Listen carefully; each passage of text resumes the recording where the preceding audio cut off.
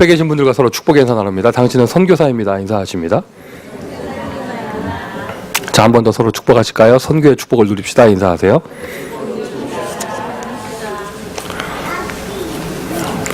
지금 본문에서요, 바울은 로마 교회를 향해서 편지를 쓰면서 메시지를 주고 있는데, 처음에는 복음에 대해서 얘기했었죠. 믿음에 대해서 얘기하고, 이방인과 유대인 이런 이야기를 하면서 이제 이방인 선교에 대해서도 이야기했었고, 뭐 돌감람나무, 뭐 창감람나무 이런 이야기도 했다가, 이제 지금 이제 로마서 12장, 13장에 와가지고는 무슨 이야기를 하고 있냐? 크리스찬 라이프에 대해서 이야기하고 있어요. 크리스찬 라이프. 그러면서 제일 먼저 얘기한 게 뭐였죠? 제일 먼저 얘기한 게? 대답을 안 하세요. 제일 먼저 얘기한 게? 인간관계 얘기했어요. 이렇게 너희를 저주하는 자를 못 박해, 너희를 박해하는 자를 저주하지 말고, 뭐 이런 얘기를 했잖아요. 선으로서 악을 이겨라, 뭐 이런 얘기 하면서 그 다음으로 연결된 게 세상 권세를 할지라도 권세자에게 복종해라. 자, 연결되어집니다. 크리스찬 라이프 쭉 얘기되는데, 자, 여러분 한번 생각을 해보세요. 우리가 또 이 크리스찬의 삶, 복음 가진 자의 삶을 얘기하다 보면은요, 자, 복음 가진 자의 삶, 권세자한테도 복종을 하고, 복음 가진 자의 삶, 뭐 착하게 살고, 복음 가진 자의 삶, 둥글둥글 인간관계도 잘하고, 복음 가진 자의 삶, 정직하고, 복음 가진 자의 삶, 뭐 하고, 뭐 한단 말이에요. 딱 선교만 안 한다면, 그게 무슨 크리스찬 라이프라고 할 수 있겠어요? 여러분은 어떤 걸 택하시겠습니까? 또 하나님은 어떤 사람을 기뻐 받으시겠습니까? 너무 이게 상처도 많고요, 인간관계 이상하고요, 삐뚤어져 있고요, 막 이런데요. 그래도 그 사람은 중심을 갖고 선교하려고 해요. 뭐 별로 무너진 적도 없고, 마음의 상처도 없고, 그늘도 없고, 인간관계 너무 좋고, 전문성도 있고 합니다. 딱 전도하고 선교만 안 해요. 하나님은 살아계시는데, 하나님은 어떤 사람을 기뻐 받으시겠습니까? 하나님은 어떤 사람을 사용하시고, 하나님은 어떤 사람을 축복하시겠습니까? 우리가 진짜 영안이 열린다면요, 진짜 영안이 제대로 열린다면 하나님 앞에서 너는 착하고 나는 더럽고 이 얘기를 할 수가 없어요. 우리가 정말 영안이 열린다면 너는 더럽고 나는 더럽고 너는 깨끗하고 나는 깨끗하고 이 이야기를 할 수가 없는 거예요. 사람이 깨끗하면 얼마나 깨끗하겠으며, 사람이 더러우면 얼마나 더럽겠으며, 사람이 잘하면 얼마나 잘하겠으며, 사람이 못하면 또 얼마나 못하겠습니까? 우리 인간의 기준으로 볼 때 이러쿵저러쿵 이야기하는 거지, 하나님이 보실 땐 그게 기준이 아닙니다. 하나님이 보실 때 의인은 어떤 의냐? 절대적인 기준이 있어야 돼요. 그걸 보고 우리가 표현할 때 뭐라고 표현하느냐? 말씀을 따라간다, 이렇게 표현을 합니다. 우리가 무슨 본부의 메시지, 강단의 메시지, 이런 말씀의 흐름 따라가는 거를 말하기 전에, 그걸 말하기 전에 절대자이신 하나님이 말씀하신 언약, 절대자이신 그리스도가 말씀하신 그 언약, 그 말씀을 따라가는 자를 보고 하나님께서는 의인이라고 표현을 하시는 거예요. 아멘이세요? 아멘이세요? 아주 간단합니다. 그 말씀의 흐름, 절대 기준이에요. 그리스도의 언약. 구약에서는 오실 메시아 그리스도였습니다. 신약에서는 오신 그리스도였습니다. 오늘 기준을 분명하게 하세요. 세상 윤리를 기준으로 잡지 마시고 그리스도의 언약을 기준으로 잡으세요. 부활하신 주님께서는 딱 한마디 하셨습니다. 가서 모든 족속으로 제자를 삼아라. 여러분 보십시오. 교회가 수백만 가지를 합니다. 딱 한 가지만 못해요. 가서 모든 족속으로 제자 삼는 것만 못해요. 교회가 별의별 거 착한 거 다 합니다. 딱 한 가지만 못해요. 땅끝까지 증인되는 것만 못해요. 반대가 되면 되겠죠. 우리가 99가지가 부족하더라도요, 하나님이 말씀하신 한 가지를 따라간다면 하나님은 나머지 모든 것을 책임져 주실 줄, 나머지 모든 것을 덮어 주실 줄, 나머지 모든 것을 응답하실 줄 믿습니다. 그거 발견하셔야 돼요. 그거. 지금 바울은 크리스찬 라이프에 대해서 얘기하고 있거든요. 처음에 복음에 대해서 얘기하고, 이제 교인들에게 이렇게 살아야 된다라고 얘기하고 있어요. 아마 그때 당시 로마 교회에 이런 내용들이 필요했었나 봐요. 권세자에게 복종하는 것, 심지어 세금 내는 것까지도 얘기했잖아요, 바울이. 그런 얘기가 필요했었나 봐요. 그 당시 로마 교회에. 서로 워낙 박해가 일어나기 때문에 박해자를 선으로서 이길 수 있는 그런 내용이 필요했었나 봐요.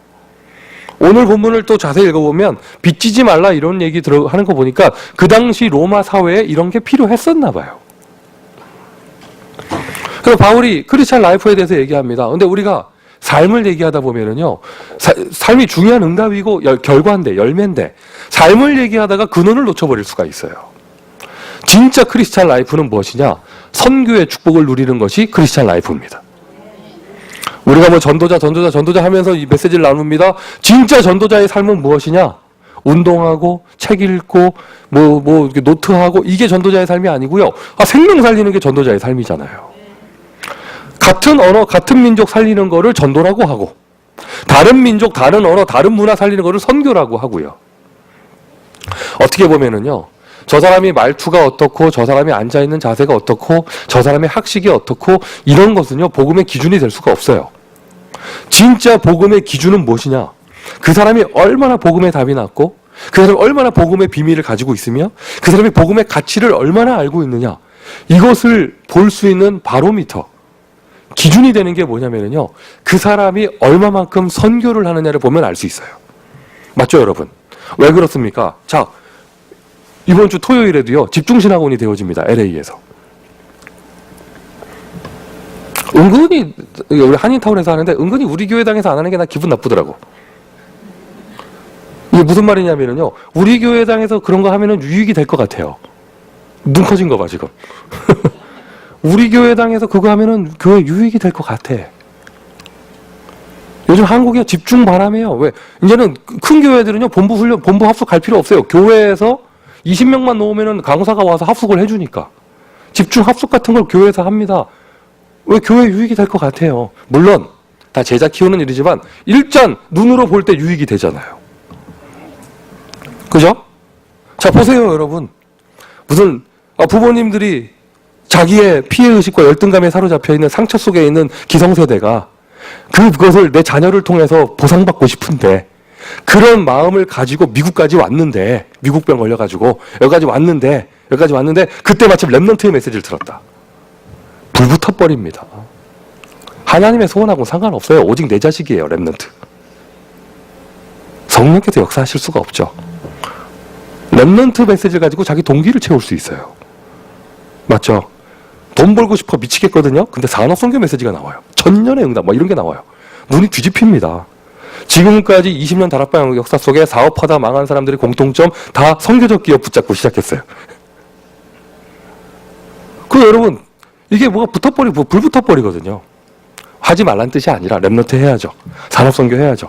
그런데 진짜 성령인도 받으려면요, 내 동기를 점검해야 되잖아요. 자, 선교를 한번 보세요. 선교는 나에게 유익되는 게 없어요. 선교는. 지금 머리 굴려보세요, 머리. 어젯밤에도 김자경 전사가 나한테 와가지고, 티워나가 아니죠. 거기 어디야? 나바오 언제 가냐, 이런 얘기 하는데, 나바오를 다니는 게, 저 사람의 인생에 유익되는 게 없다니까. 손종배 집사님한테 유익되는 게 없어요. 일 빼야 되고, 눈치 봐야 되고, 차는 망가지고. 유익되는 게 없어요. 선교를 놓고 보세요. 선교가 나에게 무슨 유익이 있습니까? 물론 하나님은 뒤로 어마어마한 축복을 주십니다.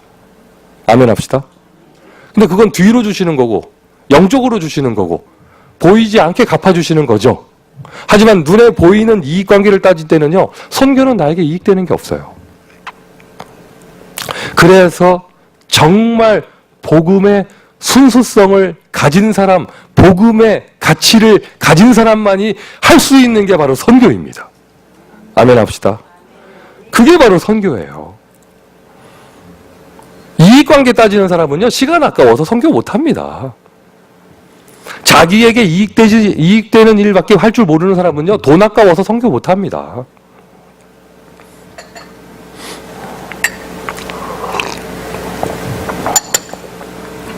본능적으로 머리가 돌아가거든요. 이게 이익이 되나 안 되나. 그 사람 절대 선교 못해요. 저 사람이 정말 얼마만큼 복음의 가치를 알고 있고, 복음에 대한 한과 하나님의 소명을 진짜 달게 받고 있느냐를 보면, 달게 받고 있느냐, 그걸 보는 바로미터가요, 저 사람이 얼마만큼 선교하느냐. 맞아요? 제 말이 맞습니까, 여러분?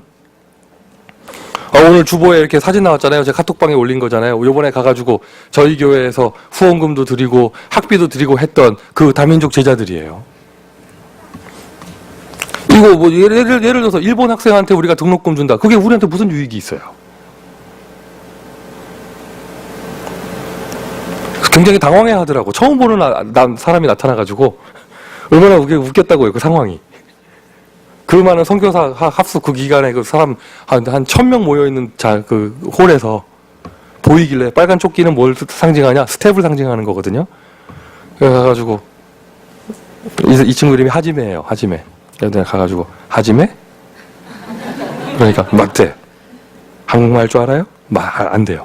따라와. 그래가지고 맨 앞에 앉아있는 스텝을 맨 뒤로 데려가. 맨 뒤에 그 에어컨 앞이에요. 이게 온풍기 앞에 앉혀놓고 혹시 얘기 들은 거 있냐? 아무것도 모르는데 내가 누군지 모른대요. LA에서 온 그리스도인에게 송민규 목사인데 우리 교회 일본 선교회가 당신을 후원하기로 했다. 받아라. 생전 처음 보는 사람이. 내가 지금 내가 하는 한국말 후원 이런 말을 알아는 듣고 있는가? 막 걱정되기도 하고. 원래 본부에 누구 분한테 소개받고 이렇게 만나기로 했는데 그 다들 너무 바쁘니까 소개받을 시간이 없는 거예요. 내가 그냥 가서 본당에 보이길래 불러다가 돈 줬어. 그놈이 그 돈 가지고 그분께서 그 돈 가지고 뭘 했는지 난 몰라. 하나님이 아시겠죠. 자, 우리에게 무슨 유익이 있어요? 우리에게. 제가 알기로는 일본 선교회는요, 잔고가 제로였어요. 이번 선교대회를 기점으로 마이너스 1000이 됐습니다. 일본 선교회의 새로운 시작, 마이너스. 이제 그거 제가 동구에서 준 거거든요, 미리. 나도 속된 말로 오지랖도 넓지 내가 뭐 한다고 내 돈 갖다가 이거민 집사가 몰라요 배째요 이러면은요 저는 이제 빚에 쪼드려야 돼요. 보세요 여러분 이게 무슨 유익이 되냔 말이에요 우리한테. 그 사람 돈 준다고 여기 뭐 우리가 카페트를 갈 수가 있습니까? 그 사람 돈 준다고 창문을 하나 갈 수 있습니까? 그 사람 돈 준다고 우리 애들 뭐 간식이 나옵니까? 아무것도 우리에게 유익되는 게 없잖아요. 아무것도 유익되는 게 없습니다. 그 사람이 정말 복음을 가지고 있느냐 안 가지고 있느냐, 그 사람이 정말 복음의 사람이냐 아니냐, 이거를 볼 수 있는 기준이 되는 것이 바로 선교예요. 저는 우리 교회가 복음이 넘쳐나는 그 열매로 선교하는 교회가 되기를 정말로 바랍니다. 한번 안 되기 시작하면은요 안 되는 길로 들어가잖아요. 대부분의 중형 교회들이 그 길을 걸어가요. 무슨 길이냐? 작을 때 알차게 응답받다가 이제 커져가는 과정 가운데서 지출이 많아지잖아요. 제일 먼저 뭘 줄이느냐? 선교비를 줄여요. 그거는 대단한 결단이에요. 무슨 결단이냐? 우리는 앞으로 축복을 받지 않겠다? 결단하는 거예요. 제일 먼저 뭐부터 줄이냐? 선교비부터 줄입니다. 이건 아주 그냥 대단한 결단이거든요. 300% 결단이죠. 나는 대대로 축복받지 않겠다. 크고도 무능한 교회가 있는가 하면 작아도 세계복음하는 교회가 있습니다. 저는 우리 교회가 대형교회가 됐으면 좋겠는데 이유는 뭐냐? 선교하고 싶어요. 아멘 하십시오. 진짜 크리스찬 라이프는 뭐냐? 내 안에 생명이 정말 있다면, 내 안에 그리스도가 정말 있다면 겉으로 열매가 나올 거 아니에요. 열매가 나올 거 아니에요? 그 모습이 뭐냐? 착한 행실은 율법으로도 포장할 수 있는데 나에게 유익이 되지 않는, 어떻게 보면 손해받게 되지 않는 이 선교하는 것, 축복은요, 선교는요, 진짜 복음으로 답이 난 사람만이 할 수 있어요. 이게 진짜 크리스찬 라이프예요. 여러분 진짜 우리 교회는요, 소수가 선교하는 것이 아니라 전 성도가 한 사람도 빠짐없이 선교의 축복을 누리기를 이 목사는 정말 간절히 바랍니다. 그거 은혜 받으세요. 그거 응답 받으세요. 할렐루야. 그래서 진짜 선교하려면 그럼 어떻게 해야 되는가? 선교하고 싶은데 진짜 선교를 제대로 하려면 어떻게 해야 되느냐? 선교는 아무나 할 수 없습니다. 흉내낼 수 없습니다. 내 안에 있는 것이 있어야 할 수 있는 것이거든요. 아까 말씀드렸잖아요. 정말 복음에 대한 감사와 감격이 있는 사람만이 선교할 수 있어요. 이거를 오늘 바울은 뭐라고 표현했냐? 빚이라고 표현을 했어요. 오늘 본문에서는 빚이라는 단어가 나오는데, 빚, 뎁, 빚이 나오는데 바울이 아주 정확하게 자기를 빚진 자라고 표현한 내용이 나오죠. 그것도 역시 로마서예요. 로마서 1장 14절. 내가 유대인이나 헬라인이나 모든 이방인들에게 내가 빚진 자로다. 바울은 자기 자신을 빚진 자라고 표현을 했습니다. 우리가 그리스도의 은혜에 빚진 것이 정말로 있다면, 그리스도께 정말 은혜 받은 것이 정말 있다면, 선물 받은 것이 있다면, 공짜로 받은 구원이 있다면, 공짜로 받은 용서가 있고, 공짜로 받은 자유함이 있다면, 그게 정말 감사하다면 나는 누가 뭐라 하지 않아도 복음에 쓰임 받고 싶은 마음이 나올 것이며 그것이 선교로 연결될 것입니다. 아멘이세요? 선교하셔야 돼요. 여러분, 어떻게 하면 선교할 수 있고, 어떤 사람이 선교할 수 있는가? 전도자의 빛. 그리스도의 빛이에요. 구원의 감격을 누리고 있는 자, 그 사람이 선교할 수 있어요. 구원에 대한 감사가 있는 사람, 그 사람이 선교할 수 있습니다. 내가 구원받은 것이 정말 감사하단 말이죠. 구원받은 것이. 한국 떠나기 전에 참여했었던 그 플렉스텝 집회. 루 목사님은 플렉스텝이라는 단어를 모르시기 때문에 세도나라고 하시는데, 그냥 플렉스텝이에요. 여기서 8시간 거리, 거기서 집회를 하는데, 모였는데, 많은 애리조나에 우리 흔히 말하는 미국 사람들, 백인들, 선교단체 사람들이 한 1000명, 1500명 모여가지고 있는 자리에 루 목사님 메시지 선포하신 거란 말이죠. 백인들이 모였어요. 얼마나 사람들이 나이스하고 해피하고 한지 몰라요. 루 목사님의 첫 메시지 뭐냐? 여기는 다 행복하신 분들이 모인 것 같다면서. 행복하신 분들이 모였다. 네, 여러분 행복한 건 참 좋은데 오늘만큼은 안 행복했으면 좋겠다. 그러면서 문제를 얘기하시는 거예요. 시대의 문제, 개인의 문제, 영적인 문제. 우리가요, 나는 렘넌트고, 나는 축복받았고, 나는 구원받은 하나님의 자녀고, 모든 문제 끝났고, 이 메시지 참 좋은 것이거든요. 이거 누려야 됩니다. 아멘 하십시오. 자, 그러면 그거 이전의 것을 놓치면 안 되죠. 나는 어디에서 빠져나왔는가? 나는 어디에서 구원받았는가? 나는 어디에 있었는가?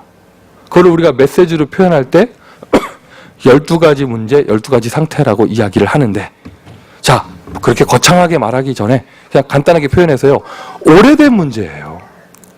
언제부터 하느냐? 태아 때부터가 아니고 영세전부터 온 문제.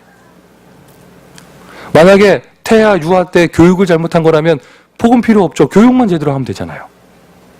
교육 가지고 안 되는, 어린이 교육 가지고 안 되는 문제가 있단 말이에요. 창세기 3장에서 비록된 그 문제, 창세기 6장의 문화로 나타난 그 문제, 창세기 11장의 문화 속에서 더 변형된 그 문제, 영적인 문제. 다른 것으로는 도저히 해결할 수 없습니다. 그리스도 예수의 그 복음으로만 해결할 수 있습니다. 오늘 여러분 그걸 발견하셔야 됩니다. 내가 어떤 영적 문제를 가지고 있었는가. 오늘 오랜만에 한번 확인해 보세요. 다시 한번 더듬어 보세요. 내가 복음 알기 전 나는 어떤 사람이었는가.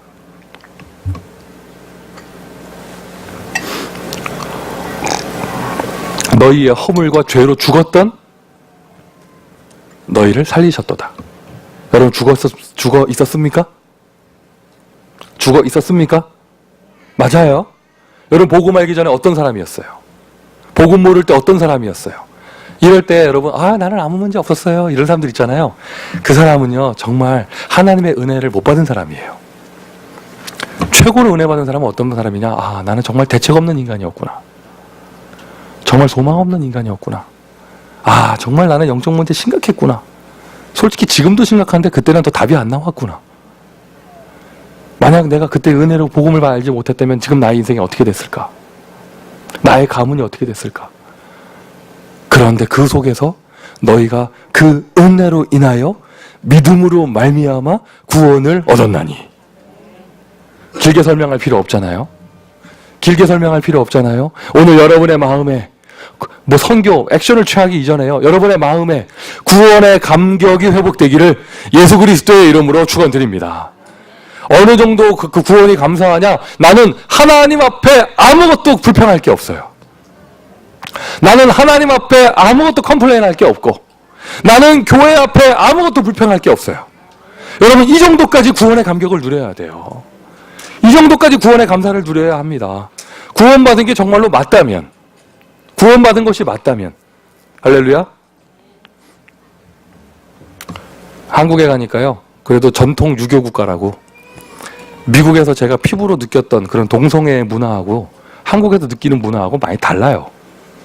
물론 한국도 있는데 뉴스에 보도되고 하는데 미국처럼 이렇게 막 아니 어제 랩넌트 데이 가는데 위디오 쭉 가는데요.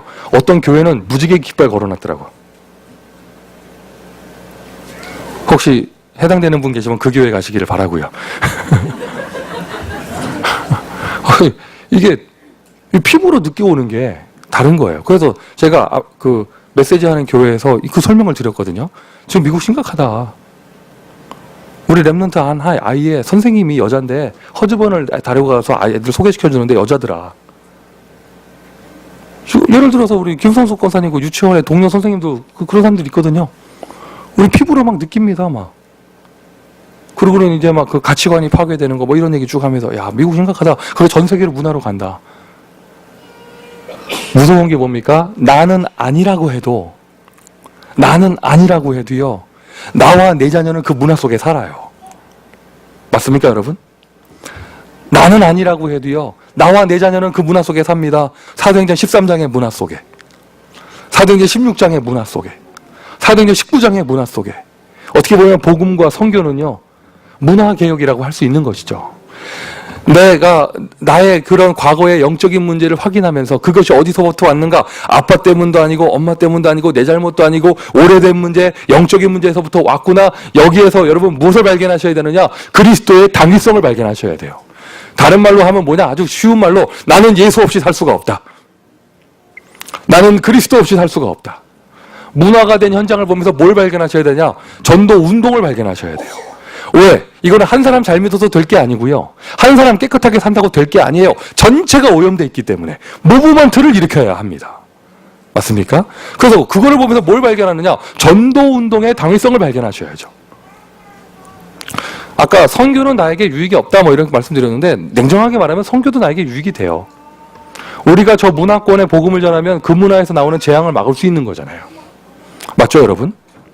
자, 그 속에 있는 개인의 문제 확인하십시오. 저와 여러분 원래 마귀 자녀였습니다. 태어날 때 하나님 자녀로 태어난 사람 여기 한 명도 없어요. 마귀 자녀였습니다.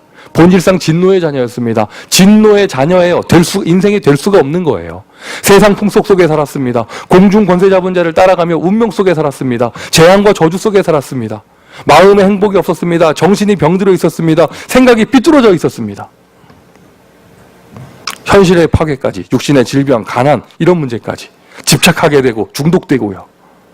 그 문제가 그대로 나의 후대에게. 그렇게 살다가 죽어서라도 편히 잠들면 좋은데 죽음은 영원한 지옥 속에 가게 되어지고요. 이게 저와 여러분의 인생이었어요. 너희의 허물과 죄로 죽었던 너희를 살리셨도다. 누가 살리셨습니까? 그리스도 예수께서 저와 여러분을 살리셨습니다. 오늘 여러분 예배드리면서 나 은혜 받았다라고 말할 때 은혜 받았다가 뭐냐면은요, 이거예요. 뭐 사람의 말 듣고 뭐 귀가 행복하고 이게 은혜가 아니고요. 아, 나는 구원받았구나. 나는 모든 문제 해결됐구나. 나는 아무 문제 없구나. 얼마만큼 축복을 받았느냐. 모든 거 다 받았구나. 구원의 감사, 구원의 감격을 가지게 되는 것. 이게 바로 은혜죠. 오늘 여러분에게 은혜가 임하기를 예수 그리스도의 이름으로 축원드립니다. 이거는 어떻게 보면은요, 사람 목사는 이 정도까지밖에 말을 못해요. 성령께서 여러분의 마음을 감동시켜 주셔야 돼요. 사람 목사는 이 정도밖에 설명을 못해요. 성령께서 여러분을 깨닫게 하셔야 돼요. 내가 받은 구원이 얼마나 소중한 것인가? 내가 받은 구원이 얼마나 완전한 것인가? 내가 받은 구원이 얼마나 감사한 것인가? 구원의 감격이 있는 사람만이 선교할 수 있습니다. 그거 없으면은요, 교회에서도요, 이익 생활하게 되거든요. 저희 교회는 그런 분 안 계시지만 요 LA 한인 사회 보니까요, 어떤 직업에 속한 분들은 교회를 의례적으로 두세 군데 다니시는 분들 계시더라고요. 교회를 의례적으로 두세 군데 다녀요. 자기 모교회가 있고 비즈니스 때문에 다니는 큰 교회가 있고 거래처 사람 만나러 가는 교회가 있고, 가서 그냥 만나는 게 아니라 등록하고 거래처 사람 만나고 의례적으로 두세 개 다니더라고요. 이게 한인 사회가 그런가 봐요. 그렇구나. 철저하게 이익관계. 그래서 예수님께서는 복음을 못 알아듣게 하려고 비유를 쓰시고, 그래서 예수님께서는 복음만 주신 게 아니라 십자가를 주시고, 그래서 주님께서는요, 핍박과 박해를 같이 주시고, 맞습니까, 여러분? 진짜 복음 받은 사람이 올 수 있도록, 진짜 복음 가진 사람만이 선교할 수 있도록. 구원의 감격, 구원의 길 확인하셔야죠. 다른 길 없습니다. 오직 예수. 예수께서 가라사대 내가 곧 길이요 진리요 생명이니 나로 말미암지 않고서는 아버지께로 올 자가 없느니라. 오늘 여러분에게 다시 한번 이 길이 열리기를 바랍니다. 생명의 성령의 법이 죄와 사망의 법에서 너희를 해방하여 씀이니라. 오늘 다시 한번 자유의 감격이 회복되기를 바랍니다. 오늘 여러분을 승리하지 못하게 만드는 이간자, 흑암의 세력이 예수 그리스도 그 능력의 이름 앞에 완전히 결박되기를 바랍니다. 확인하셔야 돼요. 구원은 내 노력으로 받은 것이 아닙니다. 철저하게 하나님의 은혜입니다. 선교대 참석하면서 제가 최고로 받은 응답은 은혜는 이것입니다. 선교사업 속에 제일 먼저 하신 메시지가 이거예요. 누가 선교할 수 있고 어떻게 선교할 수 있느냐? 구원의 감격을 가진 자. 물론 그때 거기 현장에서 강사 목사님은 또 무슨 일 때문에 화가 나셨는지 올라오셔가지고 정말 구원받은 거 맞냐면서 막 이러셨는데 제가 그렇게까지는 못하겠고 구원의 감격, 구원의 감사. 감사해요? 감사해요? 감격스러워요? 정말이에요? 그럼 아무 문제 없잖아요. 아무 문제 없잖아요. 오늘 1번만 가지고 1시간 더 해야겠네? 설교 길어도 감사하잖아요? 그죠? 너 설교가 너무 길어서 밥 못 먹어도 감사하잖아요? 아멘 줄어들기 시작한다? 주는 그리스도지만 그래도 밥은 여러분 눈빛은 목사님이 못 견디실걸요. 아니 어느 정도 감사하냐? 교회에 불평할 게 없어요. 어느 정도 감사하냐? 하나님 앞에 불평할 게 없어요. 오늘 구원의 축복을 회복하십시오. 구원의 가치, 감사, 감격을 가진 자가 진짜 선교할 수 있어요. 그게 없으니 분위기 타다가 좀 하는 것처럼 하다가 스탑되는 거예요. 진짜 구원받으게 감사하면요, 그게 되어집니다.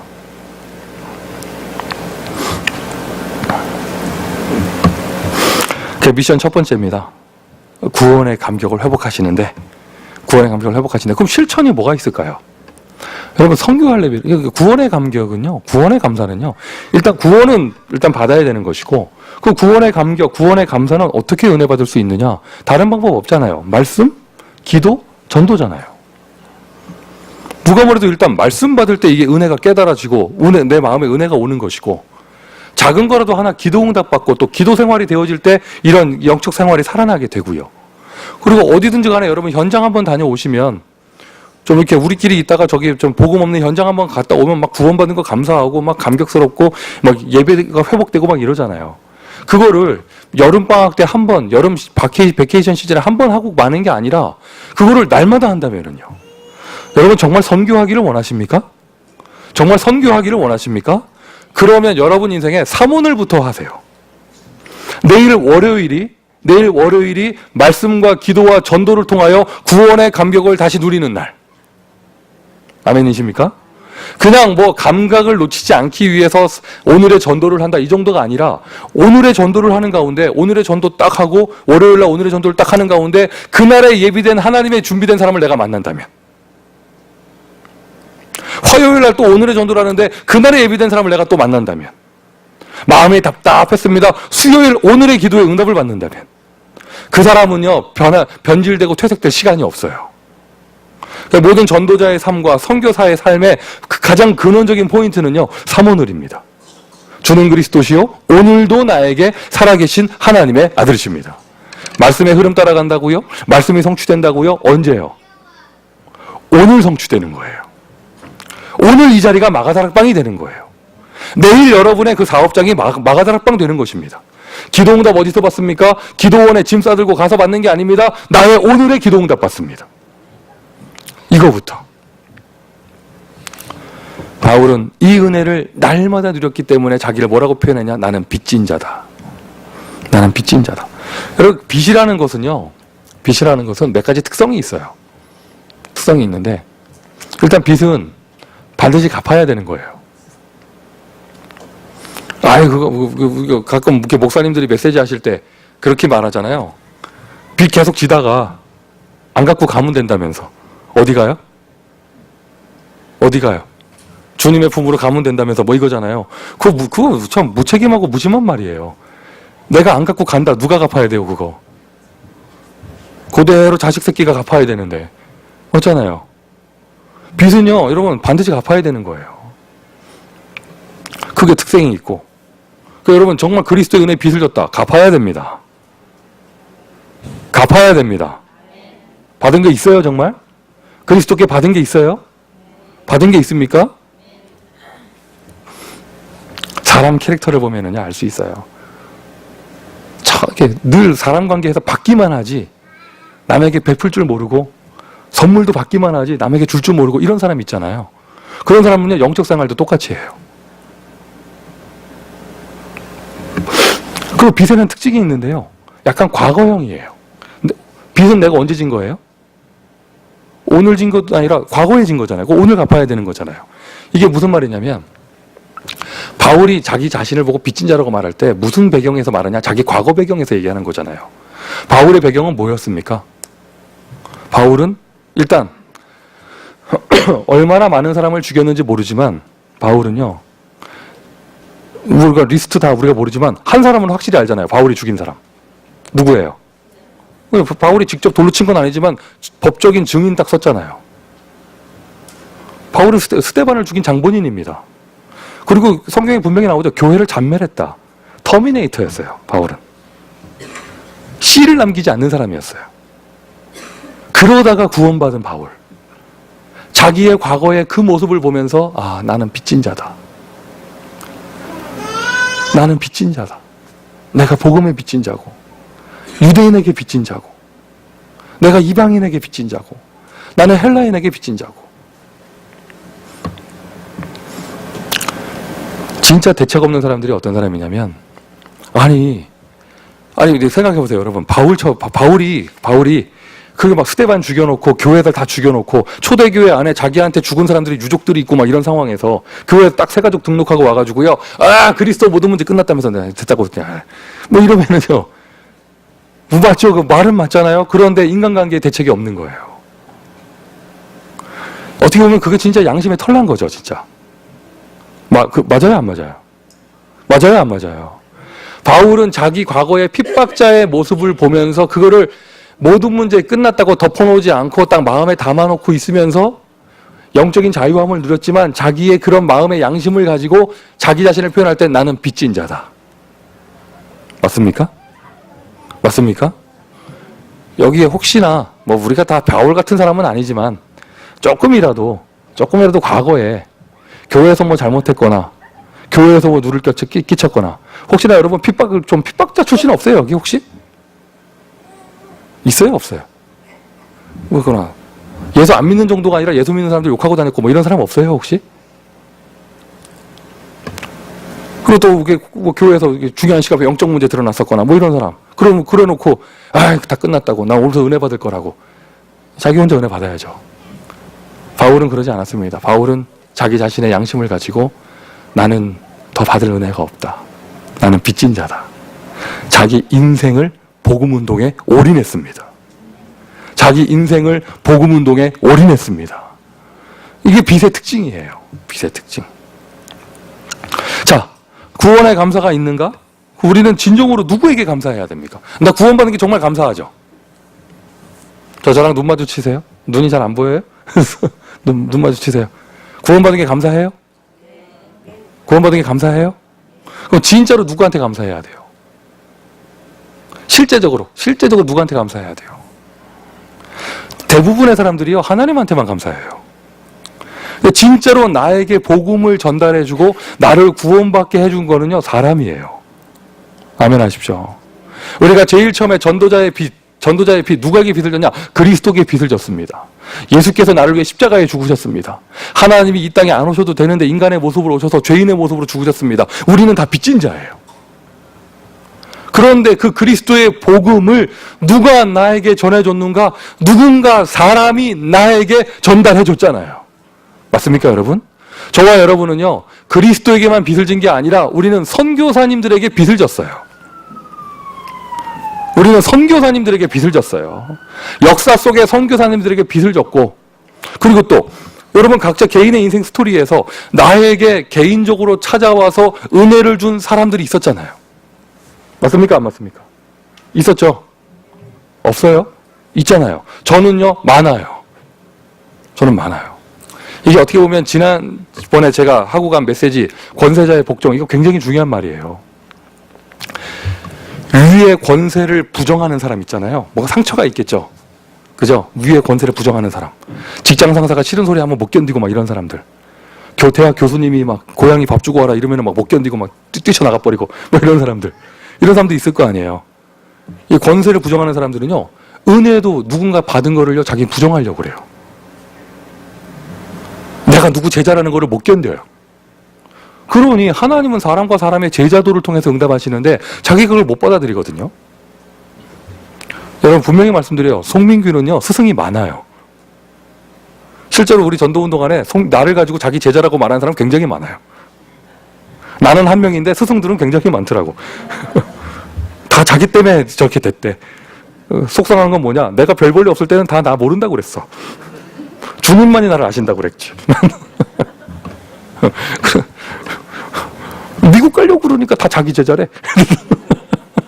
자, 어쨌든 간에, 진짜예요. 말장난처럼 보이지만요, 저는 정말 감사해요. 정말 감사해요. 나를 거쳐왔던 모든 교육자분들, 나를 거쳐왔던 모든 담임 목사님들, 나에게 가르침을 줬던 많은 중직자분들, 하나부터 열까지 다 감사합니다. 사람에게 감사할 수 있어야 되거든요. 이번에 한국에 가가지고 그 사역자들하고 잡담을 하는데 누가 그런 얘기를 하더라고요. 금요일 때 말씀드렸죠, 이거. 아니, 한국의 청소년은 미전도 종족으로 분류해야 된대요. 왜 그러느냐? 한국 청소년의 복음화율이 3%래요. 근데 그 얘기를 듣는데 내가 그 얘기를 딱 듣는 순간 에이, 그 잘못된 통계라고 이렇게 말이 나오는 게 아니라 나도 모르게 그렇겠다. 생각해보세요. 요즘 한국의 중고등학생 학생들 중에 100명 중에 몇 명 교회 다니겠어요? 한 10명 교회 다니겠습니까? 그죠? 대충 볼 때, 그죠? 그 10명 중에 몇 명이 구원의 확신이 있고 정말 예수 믿을까요? 3%면 넉넉한 거예요. 기독교률이, 뭐라고 그래야 돼? 비율이 3%다. 파키스탄보다 작은 거예요. 대한민국의 청소년이 그렇게 돼버렸어요. 예수 믿는 거는요, 바보 병신 돼버립니다. 어디 가니? 일요일에 교회 간다고 하면요, 완전 바보 병신 돼요. 학교에서 기독교 서클 하면서요, 전능하신 하나님 찬양 이런 거 율동하고 이러면요, 영 병신 돼요, 학교에서. 요즘 한국이 그렇게 돼버렸거든요. 여름에, 그 뜨거운 여름에 이제 이상 열대야가 돼가지고 35도 이런데 회비나 좀 비싸요? 35만원? 그리고 부산에서 하면서 애들은 경주에다 갖다 재우고 이런데 어떤 애는 팀장을 못 만나가지고 3일 동안 자기 방을 못 찾고 이런데, 그런데 거기에 12,000명씩 모인다? 여러분, 이거는요, 시대의 흐름을 역행하는 거예요. 다른 게 기적이 아닙니다. 그게 바로 기적입니다. 미국에서 땡스기빙이 어떤 날입니까? 온 가족이 쉬는 이게 추석 같은 날이고 설날 같은 날이고, 이게 전체가 미국 전체 시스템이 마비되는 날이잖아요. 맞죠? 근데 그때 비행기 값 끊어가지고 한 돈 1,000불 들여가지고 애들이 그거를 그 은혜 받겠다고 모인다? 여러분, 이거는요, 있을 수 없는 역사예요. 이 한 사람의 이 응답이 어디서 받느냐? 한 사람으로부터. 그분 만난 게 감사해요, 안 감사해요? 이게 사람들이 감사할 줄 몰라요.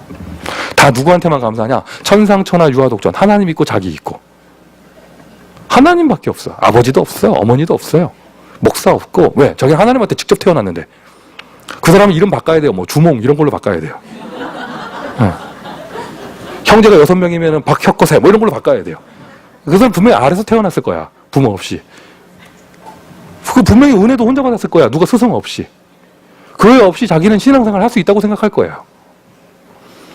감사할 줄 몰라요. 우리는 역사 속의 선교사님들에게 감사해야 됩니다. 아멘이십니까? 저 아직 기억납니다. 2000년도에요. 인디언 여기 고등학교에서 랩넌트 대회 할 때, 그때 스페셜 세계 랩넌트 대회 여기서 LA에서 할 때요. 그때 스페셜 순서가 있었어요. 한국에서 대구에서 30년 동안 선교 사역을 한 백임 은퇴하신 목사님을 초청을 했어요. 그분에게 감사패를 드리는 시간이었어요. 근데 아직도 그게 기억나요. 지팡이 짚고 이분이 이렇게 막 대구에서 30년 동안 선교하신 미국의 목사님이에요. 은퇴하시고 지금 고향에 와 계신 거예요. 이분이 이렇게 올라와가지고 감사패 받으러 올라오시더라고요. 그때 막 그 강당에 있던 그 모든 아이들이 다 일어나서 기립박수하고, 왜? 우리의 나라에 복음을 전해주신 선교사님. 나오더니 한국말로 인사말 하시고, 제가 이런 거 받아도 되겠습니까? 하면서 백인 목사님 30년을 대구에서 사셔가지고 연세대학을 만든 언더우드 목사님은 지금 4대 손까지 한국에서 살고 있습니다. 이름도 바꿨죠. 원두. 우리는 선교사님들에게 간 빚을 졌어요. 특별히 여러분, 우리 모든 한국 사람들은요, 여기 한국 사람 아닌 사람도 있지만 한국 사람들은 특별히 선교사에게 빚진 자들이에요. 우리는 전도자에게 빚진 사람들이고, 나에게 복음을 좀 멘토링 해주신 분에게 빚진 자이고, 빚은 갚아야 됩니다. 빚진 게 있습니까? 빚진 게 있습니까? 뭐가 잘났게 이렇게 불평을 합니까? 누구를 위하여 오늘도 삐지십니까? 누구를 위하여 또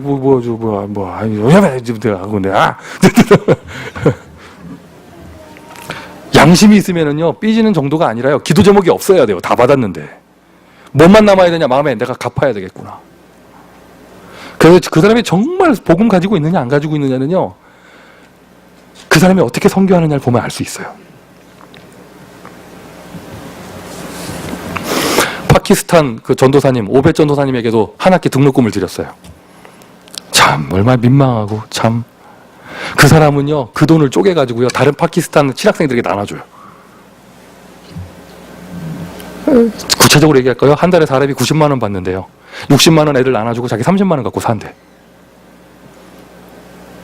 그러니까 그 사람이 진짜 복음 가지고 있느냐 안 가지고 있느냐는요, 그 사람이 어떻게 선교하고 어떻게 제자를 키우고 어떻게 헌신하느냐, 그걸 보면 알 수 있어요.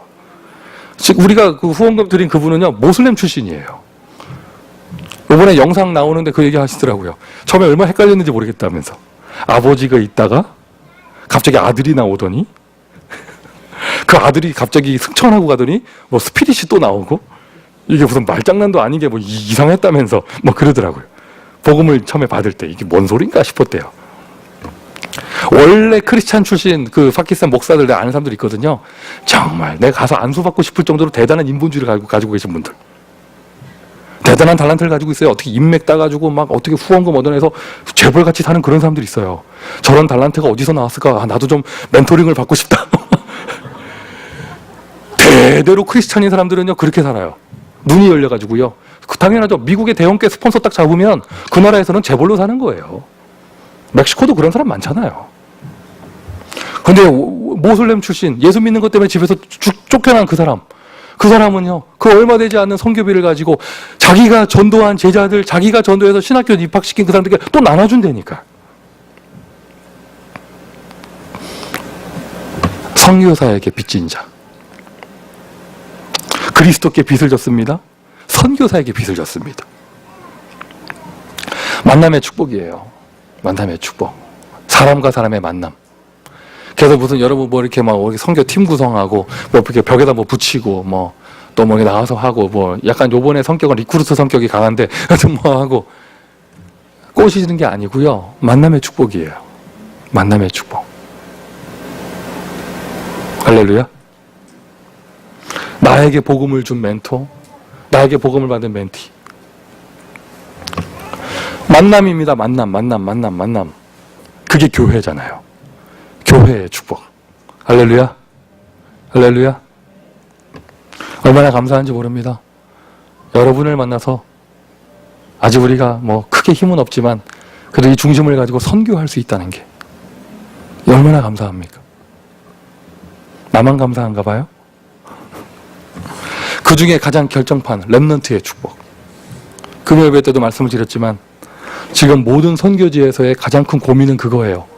지금 1세대 선교사님들이, 아니 선교지를 말하기 전에 목회 현장도 그렇잖아요. 지금 각 교회마다 이제 목사님들이 연세가 많으셔서 다 은퇴하시는 나이인데 한국 교회에서도, 미국 교회에서도.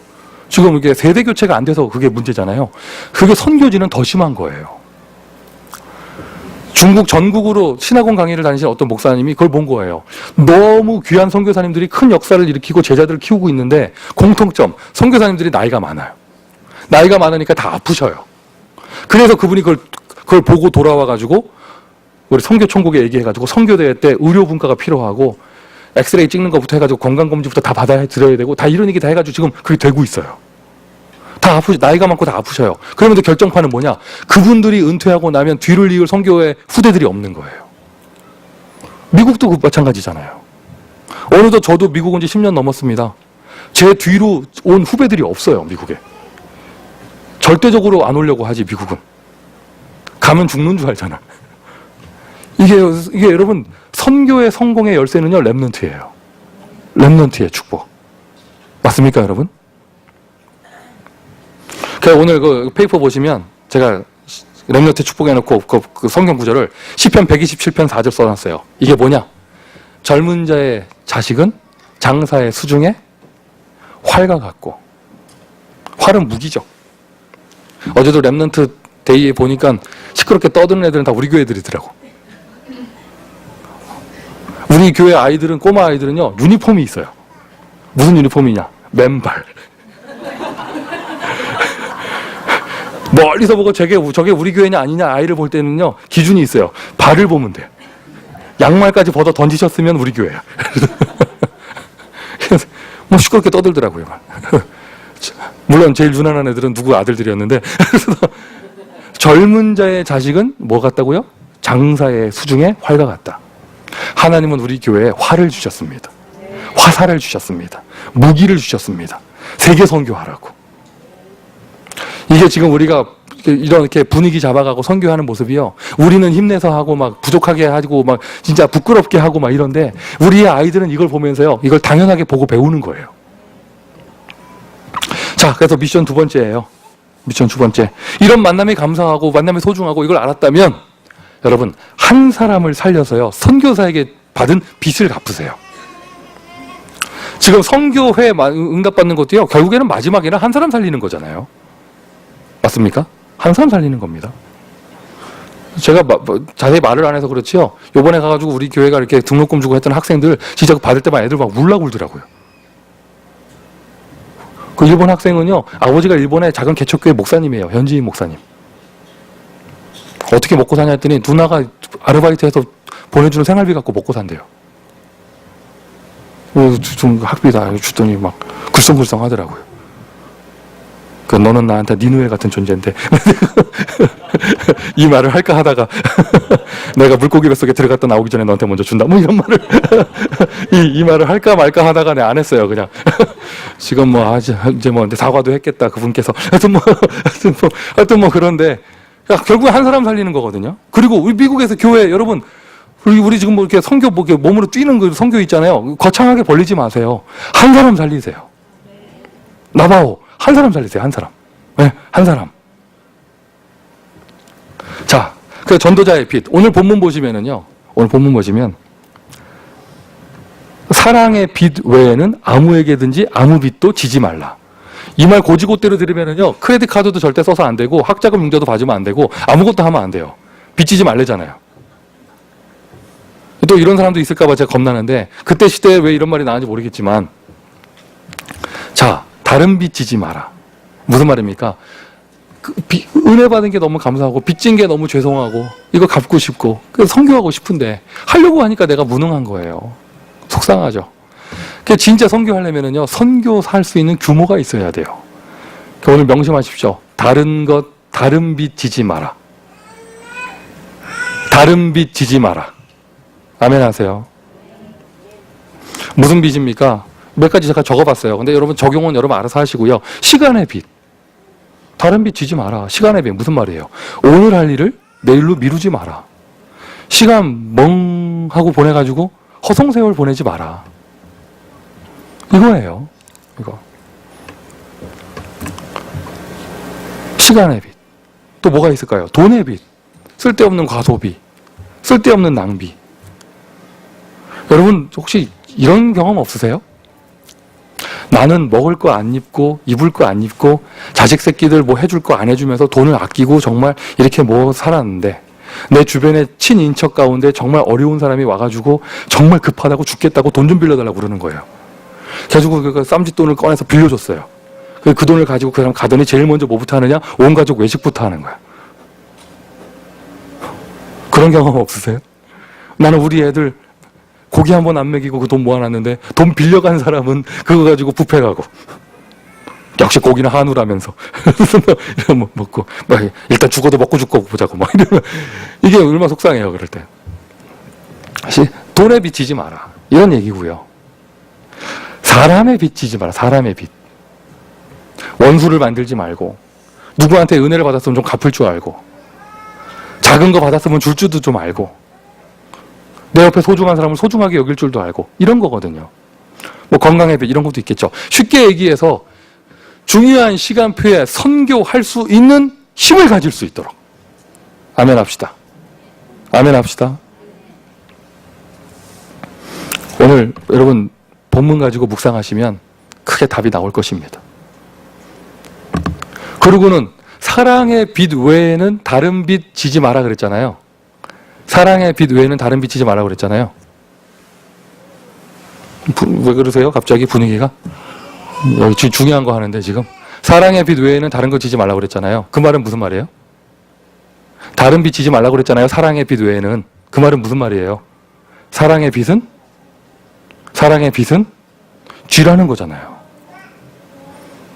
그죠?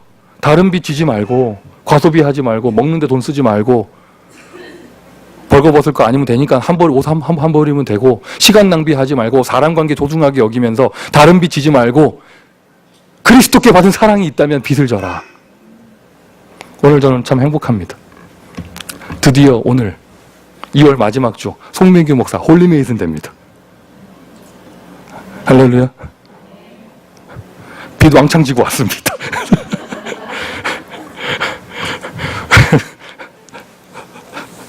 아, 환율이 왜 이렇게 비싸? 이번에 아주 그냥 돌아가시는 줄 알아. 그래가지고 지금 제가 몸이 안 좋고 막 이렇잖아요. 이번에 가가지고요. 진짜 일을 안 물고 열심히 뛰었어요. 그래야지 은행 대출을 조금이라도 덜 받기 때문에. 너무 감사한 게, 어쨌든 저는 은행에서 대출 받을 수 있는 길이 없어서 아버지 이름으로 받고 어머니가 그 돈을 갖다 주셨는데, 아니나 다를까, 설마 했는데 저희 어머니가 제 뒤통수에다 대고, 엄마가 알아서 갚을 테니까 그냥 건축 헌금을 엄마가 한 거로 하자고. 제가 눈이 빛이 나다가 이럴 순 없지. 그래가지고 내가 결단한 거 내가 할 거니까 하고 싶으시면 나중에 따로 본인 이름으로 하시라고. 그리고 왔어요. 그리고 왔는데 뭐가 감사하냐? 나에게 그런 부모님이 있다는 게 너무 감사하고요. 그거를 조용하게 얘기하시더라고요. 왜냐? 마루에서 TV 보고 있는 동생이 들으면 안 되기 때문에. 엄마하고 형 사이에 뭔가 돈 거래가 일어나는 걸 동생이 알면 안 되기 때문에 조용하게 슉슉슉슉슉 이렇게 얘기하시고. 근데 그런 어머니께 했더니 너무 감사하고. 오늘 메시지가 이거예요, 여러분. 그게 제가 한국에 비행기 타고 떠날 때 너무 감사했던 게 1월 마지막 주 한 달 만에 1호 홀리메이슨이 우리 교회 나왔다는 거. 언제나 이럴 때 제일 앞장서는 분은요, 예상하지 못했던 분들, 그런 분들이 많아요. 그게 감사하고 돌아와서 물론 갚을 게 좀 거시기 하지만 이게 이제 오늘 저 홀리메이슨 됩니다. 다른 빚 지지 마라. 사람 원수 만들지 말고 돈 쓸데없는 데 쓰지 말고 시간 낭비하지 말고 다른 빚 지지 마라. 그 사랑의 빚은 져라. 그리스도께 받은 사랑이 있어요? 그래서 빚지란 얘기가 아니고요. 빚지란 얘기가 아니고 미션 3번째, 선교를 위한 삶의 규모를 확립하세요. 교회가 이렇게 중요한 시간표에 내가 언제 내 집 사달라고 그랬어요. 우리 교회가 진짜 렘넌트 아들이 이렇게 제대로 놀 수 있는, 제대로 뛰놀 수 있는, 금요 예배 때도 나가보니까 난장판이더라고. 좋은 뜻으로. 애들이 너무 많아가지고. 애들이 좀 이렇게 제대로 이렇게 응답받을 수 있는 그런 교회당 응답받는데 이럴 때 이럴 때 내가 진짜 뭔가 응답받을 수 있는 이렇게 지금 힘이 없다. 지나온 세월 동안 내가 다른 빚 지고 살았지. 틀림없어요. 시간 낭비했을 거예요, 그 사람. 영적 문제에 시달리면서 헛된 인생 살았을 거예요. 다른 돈 빚 졌을 거예요. 다른 돈 빚.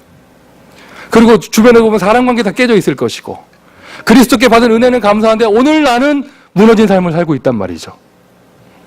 괜찮아요. 괜찮아요. 오늘부터 회복하면 돼요. 아멘 하십시오. 그래서 선교를 위한 삶의 규모, 전도자의 규모. 이게 미션 세 번째입니다. 10년의 계획을 세우고 오늘 올인하세요. 이게 쉽게 얘기해서 뭐예요? 다른 거 내려놓고 올인할 거에 인생을 걸으라는 얘기예요. 오늘 본문이 이것입니다. 결론입니다. 전도자의 빚, 사랑의 빚을 지라. 렘넌트 미니스트리, 비밀결사대 홀리메이슨, 후대를 위하여 생명 걸고 성전을 짓습니다. 하나님이 그렇게 응답하실 것입니다. 최고의 축복을 누리시기를 예수 그리스도의 이름으로 축원드립니다. 자, 기도합시다.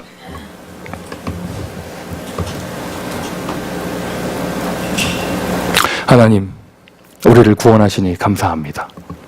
구원의 감격을 회복하게 하시고 다른 사람은 할 수 없는 참 복음 가진 자만이 할 수 있는 선교하게 하시니 감사를 드립니다. 이번 시즌이 그리스도인학교의 전 성도가 선교사에 빛을 지는 시간 될 수 있도록 은혜를 더하여 주시며 후대를 위하여 교회를 위하여 헌신할 수 있는 축복까지 회복하는 시간 되기를 소원합니다. 주여 영광 받아 주옵소서. 선포하신 말씀대로 응답하심을 감사를 드립니다. 살아계신 예수 그리스도의 이름으로 기도합니다. 아멘.